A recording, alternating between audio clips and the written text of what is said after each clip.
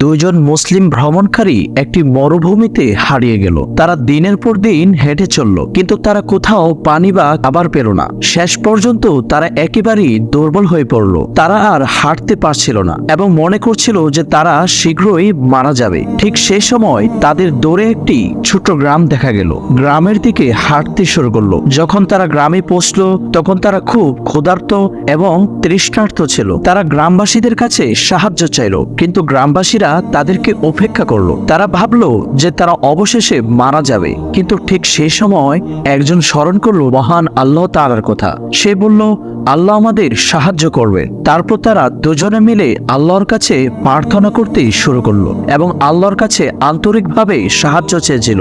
আর ঠিক তখনই আল্লাহ তাদের প্রার্থনার উত্তর দিলেন। মরুভূমির মাঝখান থেকে একটি ঝর্ণা ফুটে উঠল। ভ্রমণকারীরা তৃষ্ণা মেটালো এবং তাদের জীবন রক্ষা পেল।